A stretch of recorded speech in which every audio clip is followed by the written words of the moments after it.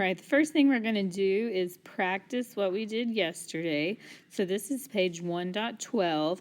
And remember yesterday we said a part plus a part equals a whole. So down here in number 3, I have 6x plus 1. That's my first part. The red. The green plus x plus 7. That's my second part. The whole thing, it tells me right here, RT is 36, so equals 36. So all I want you to do today is set up the equations. So if DF is 9x minus 39, okay, and let's highlight our parts. I got a part right there, a part right there, and the whole thing right there.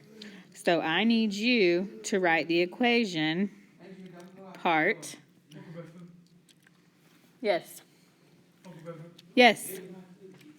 Plus a part. Oh, I meant to do that in highlighter.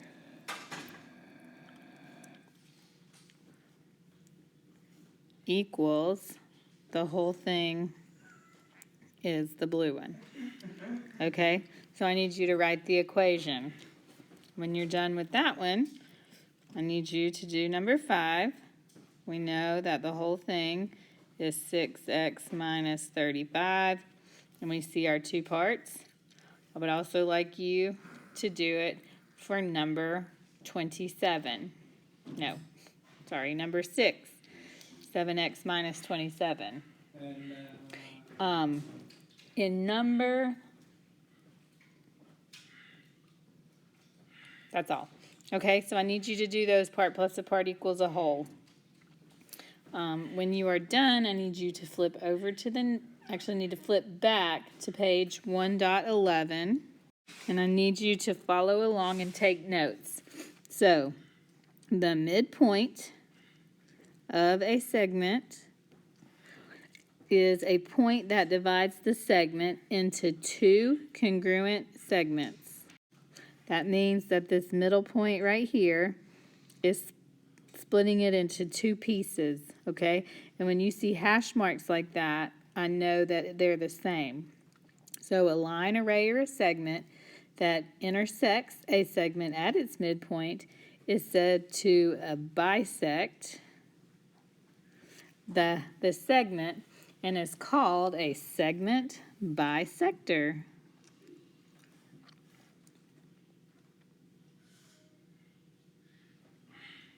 So in this little picture on the left, we know that B is the midpoint, and it's the midpoint of our line AC. And line L, this one right here, line L is a segment bisector because it's dividing it in half of line A, segment AC. So, let's talk a little bit more about this.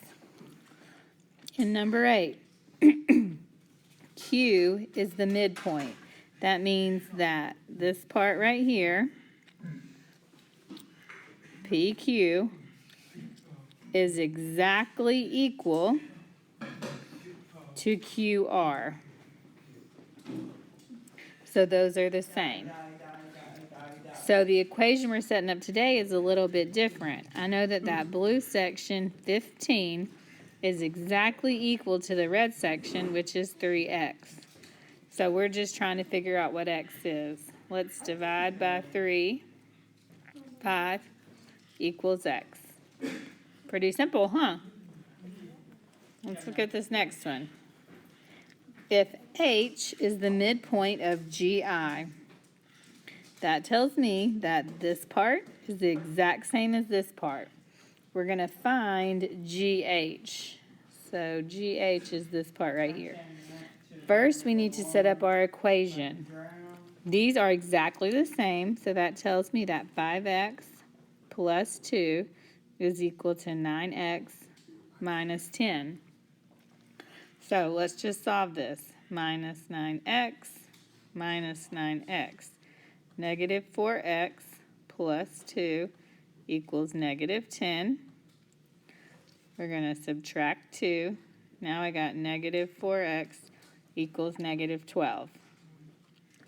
Divide by negative 4. X equals 3. Okay, so I know that x equals 3, but the question is saying find GH. So I got to find this part, which is 5x plus 2. Good news. I know what the x is. I'm going to erase that, and I'm going to replace it with the 3. 5 times 3 is 15 plus 2 is 17. So that is the final answer for this problem.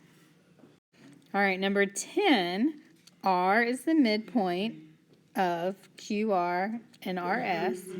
So first I'm going to write my equation. Those are exactly the same. So 2x plus 16 equals 5x minus 17. I'm going to subtract 5x. Now I have negative 3x plus 16 equals negative 17. I'm going to subtract 16. Negative 3x equals negative 33. I'm going to divide by negative 3. X is 11. Okay, we found out what x is, but the question it wants us to answer is find QS. QS is this whole line. So I'm going to take that first part, 2x plus 16, and instead of an x, I'm going to plug in the 11. So 22 plus 16 is 38. So now I need to get this second part, 5x minus 17. Take out the x, put in an 11. 5 times 11 is 55 minus 17 is 38. So part is 38 and the other part is 38. So the whole thing, 38 plus 38, is 76. Final answer, 76. And number 11, we've got the midpoint. So I know that FG and GH are exactly the same. And FH, the whole thing is 6y minus 2. So I've got 4 plus 4, part plus part, equals 6y minus 2, the whole thing. Sorry, it's not writing very well. 8 equals 6y minus 2. Let's add 2. This is going to give us a decimal, sorry. 10 equals 6y. Divide by 6. Y equals 10 over 6.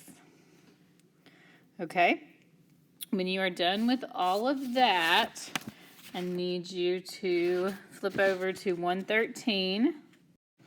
On page 113, I need you to do number 10, number 11, and number 12 on your own. I need you to do them just like we did, set them equal to each other and solve. For number 10, you're going to find x. Number 11, you're going to find FG. So you're going to find that part. So once you get your x, actually, I'll tell you what the x is. I need you to set it up. This one I need set up. Actually, I just need it set up. You don't have to solve it. This one I need set up. So set it up for me. When you set it up, then your answer is going to be x equals 2. But I need you to tell me what FG is. Number 12, I need you to set it up. And after that, I'm going to go ahead and let you know that x equals 4 if you were to solve it. But I need you to tell me what QS is. Okay? So set up 10, 11, 12. Tell me what FG and QS are in 11 and 12. Thank you. In this last page, this is whoa, I marked through it. This is 1.14. I need you to do number 2. Just set up a part plus a part equals a whole and figure out what that missing part is. This little section right there. All right. Turn all this in when you're done. Thank you.